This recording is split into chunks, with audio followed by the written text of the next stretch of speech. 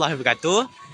Pada hari ini, saya dan rakan-rakan saya akan menemu bual orang ramai di Design Village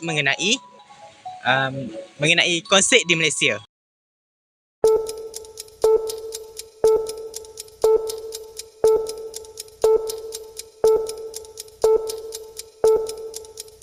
Assalamualaikum warahmatullahi wabarakatuh. So hari ini kita orang jumpa pengunjung pertama untuk pandangan diorang tentang konsert dekat Malaysia. Okey, Assalamualaikum Akak. Boleh beritahu nama Akak? Nama saya Farhan Syafilah. Okay, so pada pandangan Akak, apa pandangan Akak tentang konsert antarabangsa yang selalu buat dekat Malaysia? Okey, macam pada pendapat saya lah kan, dia konsert ni macam baguslah untuk menjana ekonomi kat Malaysia. Okay, seterusnya, apa kesan-kesan kesan buat konsert antarabangsa dekat Malaysia?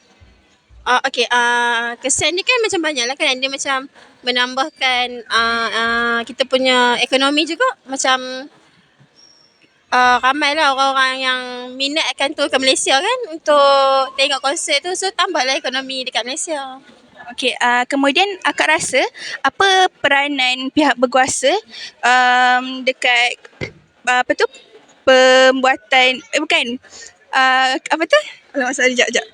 Apa peranan akak, peranan pihak berkuasa dekat konsert-konsert antarabangsa ni? Okey, macam pihak berkuasa dia kena ambil kira macam tegaslah sikit kan about keselamatan tu, sebab yelah kan dia kena macam kan rakyat Malaysia kan ramai kat situ, so dia kenalah menambah orang untuk jagalah macam tu. Macam tak nak berlaku kecurian ke atau keganasan kan, kalau konsert kan ramai-ramai kan nanti gaduh so saya kena standby ramai kot kat situ kan. Terima kasih. Assalamualaikum warahmatullahi wabarakatuh. Jadi kami bersama dengan pengunjung yang kedua dan akan menemui mengenai konsert di Malaysia. Okey. Jadi saya boleh panggil apa kat abang? Panggil Nas. Nas, okey. Jadi abang, Nas, apa pendapat abang mengenai konsert kat Malaysia ni? Pendapat saya tentang konsert kat Malaysia ni menarik pelancong luar untuk datang melihat, tengok konsert lah. Seterusnya, jadi selanjutnya, apa peranan pihak berkuasa mengenai konsert-konsert ni? Apa peranan pihak berkuasa? Peranan dia pihak berkuasa ni Tinggal nak kata. Dia kena jaga. Dia kena jaga pengunjung. Okey. Last kali, apa kesan sosial dan budaya terhadap konsert ni? Kesan sosial dan budaya. Kesan dengan sosial budaya ni tak dapat kurang penjagaan lah tentang sosial dengan budaya. Dari segi pemakaian, berinteraksi. Itu. Okay.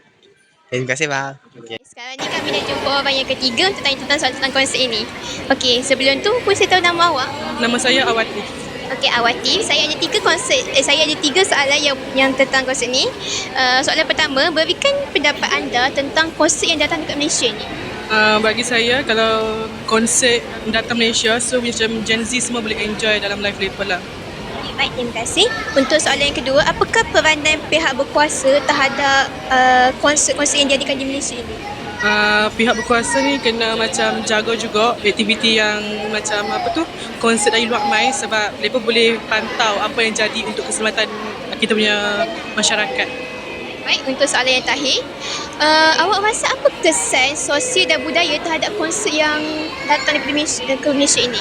Untuk kesan pula, sekarang budak-budak mudah terpengaruh, so mereka mudah terpengaruh dengan budaya barat ke apa ke, so yang tu. Okey, terima kasih. Okey, sekian itu saja daripada kami. Bye-bye.